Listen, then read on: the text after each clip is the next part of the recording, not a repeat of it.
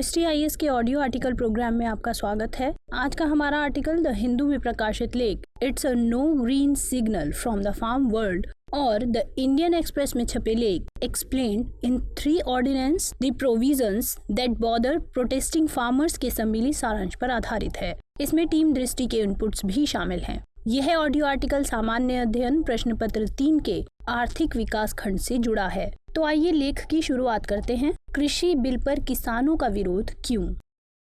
हमारे वीडियो अंग्रेजी में देखने के लिए फॉलो करें हमारा ही दूसरा यूट्यूब चैनल दृष्टि आईएएस इंग्लिश। इन दिनों किसान आंदोलन और कृषि बिल सुर्खियों में छाए हुए हैं। हाल ही में संसद में 3 कृषि विधेयकों कृषि उपज वाणिज्य एवं व्यापार संवर्धन एवं सुविधा विधेयक 2020, मूल्य आश्वासन पर किसान बंदोबस्ती और सुरक्षा समझौता और कृषि सेवा विधेयक 2020 एवं आवश्यक वस्तु संशोधन विधेयक 2020 को पारित कर दिया गया है। ये विधेयक केंद्र सरकार द्वारा जून 2020 में कृषि क्षेत्र में सुधार के लिए घोषित किए गए अध्यादेशों की जगह लेंगे।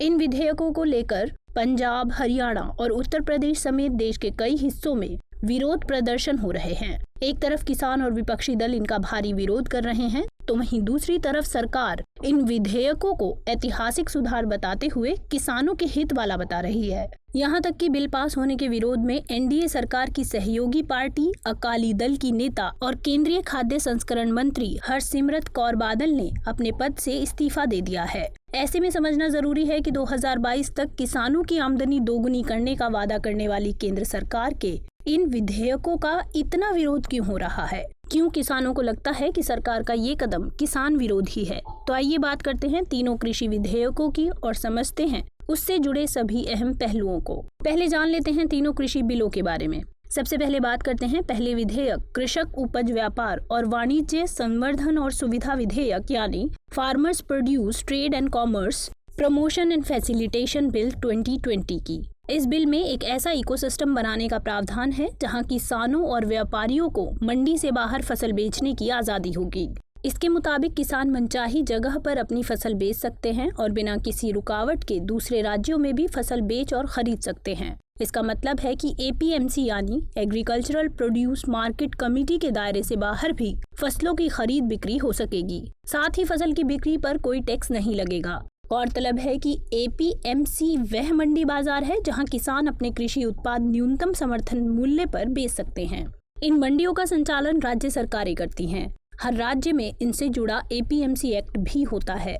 हालिया विधेयक में खाद्य पदार्थ जैसे गेहूं और चावल, तिलहन, तेल, सब्जियां, फल, मसाला और गन्ना, मुर्गी पालन, सुअर पालन, बकरी पालन, मत्स्य पालन, डेयरी आदि के उत्पाद, कच्चा कपास और जूट एवं पशुचारे को कृषि उपज या उत्पाद के तौर पर परिभाषित किया गया है। इस बिल के अंतर्गत पेमेंट की शर्तें तय करने और विवाद के निपटारे के लिए एसडीएम स्तर के अधिकारी या उसके द्वारा नियुक्त आर्बिट्रेशन कमेटी को अधिकृत किया गया है। दूसरा बिल मूल्य आश्वासन पर किसान बंदोबस्ती और सुरक्षा समझौता और कृषि सेवा विधेयक यानी farmers empowerment and protection agreement on price assurance and farm services bill 2020 है। इस बिल में देश भर में कॉन्ट्रैक्ट फार्मिंग को लेकर व्यवस्था बनाने का प्रस्ताव है। ये बिल किसानों को कृषि उत्पादों की बिक्री, फार्म सेवाओं, कृषि बिजनेस फर्मों, प्रोसेसर्स, थोक विक्रेताओं, बड़े खुदरा विक्रेताओं और निर्यातकों के साथ जुड़ने के लिए सशक्त करता है। विधेयक के तहत पहले से तय कीमत और गुणवत्ता मानकों के आधार पर फसल खरीद का कॉन्ट्रैक्ट हो सकता है। इसी तरह किसानों को बीज, खाद, पेस्टिसाइड की बिक्री से लेकर तमाम तरह की कृषि से जुड़ी सेवाएं देने का कॉन्ट्रैक्ट भी हो सकता है। कॉन्ट्रैक्ट फार्मिंग के जरिए किसान कंपनियों को अपनी कीमत पर फसल बेच सकेंगे। आपको बता दें, कॉन्ट्रैक्ट फार्मिंग को एक कॉन्ट्रैक्ट के आधार पर किया जाता है। किसान किसी कंपनी या व्यक्ति के साथ कॉन्ट्रैक्ट करता है। इस खेती में किसान द्वारा उगाई गई फसल को कॉन्ट्रैक्टर खरीदता है। खास बात यह है कि किसान की उगाई फसल के दाम भी कॉन्ट्रैक्ट में पहले से तय किए जाते हैं। इसमें फसल की गुणवत्ता, पैदावार, दाम, फसल को बेचना पहले ही तय हो जाता है। कॉन्ट्रैक्ट फार्मिंग को संविदा कृषि, अनुबंध खेती या फिर ठेका खेती भी कहा जाता है। तीसरा बिल आवश्यक वस्तु संशोधन विधेयक 2020 है। इस बिल के जरिए आवश्यक वस्तु अधिनियम 1955 में संशोधन किया गया है। बिल में अनाज, दलहन, तिलहन, खाद्य तेल, प्याज, आलू जैसे कृषि उत्पादों को आवश्यक वस्तुओं की सूची से हटा दिया गया है। यानी इन कृषि उत्पादों पर से स्टॉक लिमिट हटा दी गई है। अब बहुत जरूरी होने पर ही इन पर स्टॉक लिमिट लगाई जाएगी। ऐसी स्थितियों में राष्ट्रीय आपदा, सूखा जैसी अपरिहार्य स्थितियां शामिल हैं। इसके अलावा प्रोसेसर या वैल्यू चेन पार्टिसिपेंट्स के लिए ऐसी स्टॉक लिमिट लागू नहीं होंगी। साथ ही उत्पादन, स्टोरेज और डिस्ट्रीब्यूशन पर सरकारी नियंत्रण खत्म होगा। गौरतलब है कि सरकार ने 1955 में आवश्यक वस्तुओं की आपूर्ति सुनिश्चित करने और उन्हें जमाखोरी, कालाबाजारी से बचाने के लिए आवश्यक वस्तु अधिनियम बनाया था। इस अधिनियम में आवश्यक वस्तुओं की कोई विशेष परिभाषा नहीं दी गई है, बल्कि अधिनियम की धारा 2A में कहा गया है कि आवश्यक वस्तु का मतलब इसी अधिनियम की अनुसूची में शामिल वस्तुओं से है। केंद्र सरकार इस अनुसूची में आवश्यक वस्तुओं को जोड़ या फिर हटा सकती है। किसी वस्तु को आवश्यक वस्तु घोषित करने से सरकार उस वस्तु के उत्पादन, आपूर्ति और वितरण को नियंत्रित करने के साथ स्टॉक सीमा भी लागू कर सकती है। अब बात करते हैं बिल के उन टर्म्स या प्रावधान की जिन पर विवाद हो रहा है।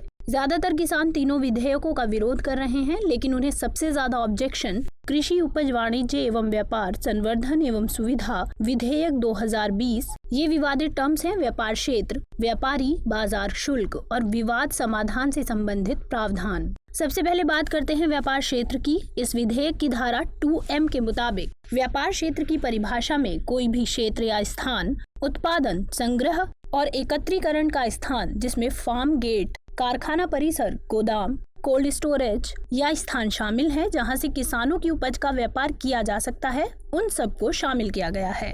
हालांकि इस परिभाषा में APMC अधिनियम के तहत स्थापित मौजूदा मंडियों को नए विधेयक के तहत व्यापार क्षेत्र की परिभाषा से बाहर रखा गया है। यानी प्रत्येक राज्य APMC अधिनियम के तहत गठित बाजार समितियों द्वारा संचालित और प्रबंधित परिसर, बाड़ों और संरचनाओं जैसे प्रमुख बाजार यार्ड, उप बाजार यार्ड, मार्केट सब यार्ड एवं लाइसेंस धारक व्यक्तियों द्वारा प्रबंधित निजी किसान उपभोक्ता बाजार यार्ड को शामिल नहीं किया गया है।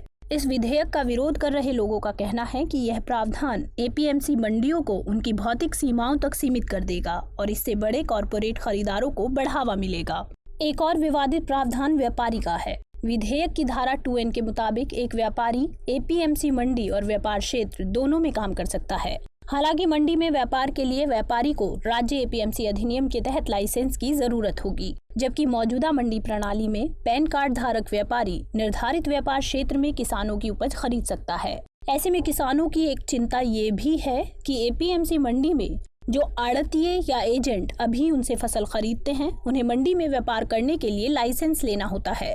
APMC एक्ट के तहत वेरिफिकेशन के बाद ही उन्हें लाइसेंस मिलता है। ऐसे में किसानों को इस बात को लेकर भरोसा रहता है कि वो धोखाधड़ी नहीं करेंगे, लेकिन नए विधेयक के तहत किसानों के लिए एक व्यापारी पर भरोसा करना मुश्किल होगा। कृषि विशेषज्ञों के अनुसार पंजाब और हरियाणा में आड़तिया प्रणाली अधिक प्रभावशाली है, इसलिए इन राज्यों में ज्यादा विरोध देखने को मिला है। ऐसे ही बाजार शुल्क के संदर्भ में की गई नई व्यवस्था पर विवाद है। इस विधेयक की धारा 6 के तहत व्यापार क्षेत्र के अंदर किसी भी राज्य APMC अधिनियम या अन्य राज्य कानून के अंतर्गत किसान या व्यापारी पर कोई भी बाजार शुल्क या उपकर या लेवी लागू करने की इजाजत नहीं है। इस प्रावधान से राज्य सरकार की आय में कमी आएगी और निजी क्षेत्र को मुनाफा होगा, इसलिए राज्य सरकारें भी इसका विरोध कर रही हैं। इस मामले में अकेले पंजाब का ही उदाहरण देखें तो 2019-20 में पंजाब को राजस्व के रूप में व्यापार शुल्क से 3,600 करोड़ रुपए मिले थे। अगर नई व्यवस्था लागू होती है तो राज्यों को अच्छी खासी रकम से हाथ धोना पड़ सकता है। ऐसे ही एक अहम आक्षेप विवाद निवारण तंत्र पर भी है। विधेयक की धारा 8 के मुताबिक किसान और व्यापारी के बीच लेन देन के विवाद के मामले में वे सब डिविजनल मजिस्ट्रेट यानी SDM को एक आवेदन दाखिल करके सुलह कर सकते हैं। इस पर सवाल उठाया जा रहा है कि यह विधेयक विवाद के मामलों में किसानों को दीवानी अदालत में जाने की इजाजत नहीं देता है। यह भी डर है कि सुलह की प्रस्तावित प्रणाली का किसानों के खिलाफ गलत इस्तेमाल किया जा सकता है। लेकिन सरकार की राय कृषि सुधारों के तीनों बिल पर काफी अलग है। ऐसे में सवाल है कि इस मामले में सरकार का क्या तर्क है। सरकार ने इन कृषि विधेयकों को आजादी के बाद किसानों को किसानी में एक नई आजादी देने वाला बताया है। बकौल सरकार, इन विधेयकों से किसान सशक्त होगा और समान स्तर पर मल्टीनेशनल कंपनियों, बड़े व्यापारी आदि से करार कर सकेगा। नए प्रावधानों के मुताबिक किसान अपनी फसल किसी भी बाजार में मनचाही कीमत पर बेच सकेगा। इससे किसानों को अपनी उपज बेचने के ज्यादा बेहतर विकल्प मिलेंगे। पहले बिचौलिए किसानों की कमाई का एक बड़ा हिस्सा खा जाते थे, लेकिन किसानों को अब इनसे मुक्ति मिलेगी। नई व्यवस्था से किसानों की मंडी में जाकर लाइसेंसी व्यापारियों को ही अपनी उपज बेचने की मजबूरी खत्म हो जाएगी और अब किसान अपनी मर्जी का मालिक होगा। यानी निजी बाजार तैयार करने से उत्पादकों को बाजार में ज्यादा आजादी मिलेगी। उत्पादक चाहे तो एपीएमसी बाजार जाए या फिर निजी बाजार। इससे एक देश एक कृषि बाजार की सोच को बढ़ावा मिलेगा। ऐसे ही कॉन्ट्रैक्ट फार्मिंग को कानूनी दायरे में लाने से उत्पादकों को उनके उत्पाद के लिए तैयार बाजार मिल सकेगा और उद्यमियों को तैयार कच्चा माल। चूँकि कॉन्ट्रैक्ट फार्मिंग में बहुत पहले तय हो जाता है कि क्या उत्पादन करना है और क्या कीमत होगी। ऐसे में उत्पादकों को बाजार के उतार चढ़ाव का जोखिम नहीं उठाना पड़ेगा। साथ ही किसानों को अब भुगतान और विवाद निपटारे के लिए चक्कर नहीं लगाने पड़ेंगे, बल्कि तय समयावधि में विवाद का निपटारा एवं भुगतान सुनिश्चित होगा। लेकिन किसानों का मानना है कि ये बिल किसान विरोधी है। ऐसे में सवाल है कि किसान इन विधेयकों का विरोध क्यों कर रहे हैं। किसान कई कारणों से इस बिल का विरोध कर रहे हैं। पहला कारण किसान और व्यापारियों को इन विधेयकों से एपीएमसी मंडियां खत्म होने की आशंका है। दरअसल कृषि उत्पादन व्यापार और वाणिज्य संवर्धन और सुविधा विधेयक 2020 में कहा गया है, किसान अब एपीएमसी मंडियों के बाहर किसी को भी अपनी उपज बेच सकता है, जिस पर कोई शुल्क नहीं लगेगा। जबकि एपीएमसी मंडियों में कृषि उत्पादों की खरीद पर विभिन्न राज्यों में अलग अलग मंडी शुल्क व अन्य उपकर हैं। इसके चलते आड़तियों और मंडी के कारोबारियों को डर है कि जब मंडी के बाहर बिना शुल्क का कारोबार होगा तो कोई मंडी आना नहीं चाहेगा और एपीएमसी व्यवस्था ध्वस्त हो जाएगी। इस मॉडल का फेलियर बिहार राज्य में देखा जा चुका है। गौरतलब है कि 2006 में बिहार में एपीएमसी प्रणाली को खत्म कर दिया गया था, जिससे कृषि उपज के कारोबार में निजी क्षेत्र की भागीदारी तो बढ़ी, लेकिन किसानों को भारी नुकसान हुआ। नतीजतन छोटे किसान भूमिहीन मजदूर बनने और पलायन करने को मजबूर हो गए।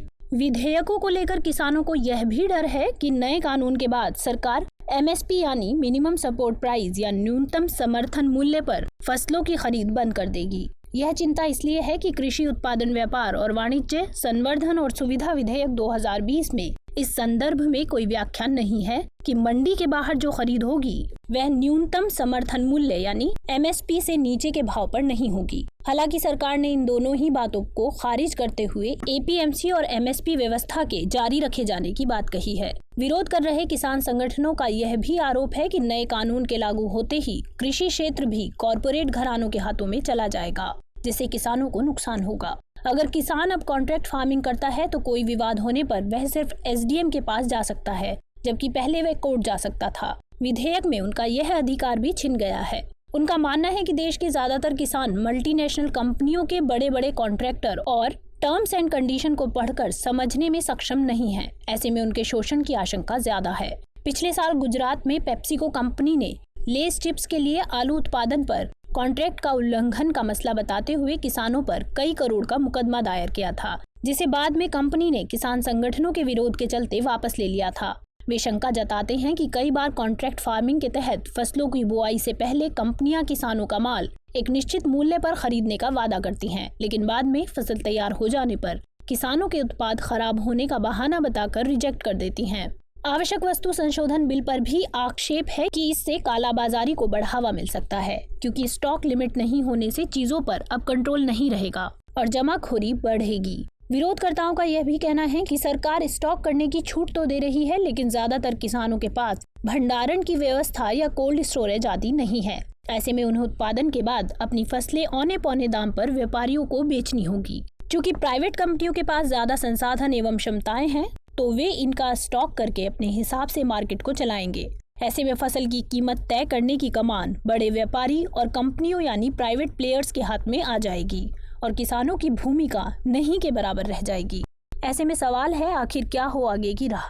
किसानों का विरोध खत्म करने और उनका विश्वास बहाल करने के लिए केंद्र सरकार को किसानों सहित विधेयकों का विरोध करने वालों तक पहुंचना चाहिए। उन्हें सुधार की जरूरत समझानी चाहिए। अस्पष्ट प्रावधानों में और अधिक स्पष्टता लाने की जरूरत है।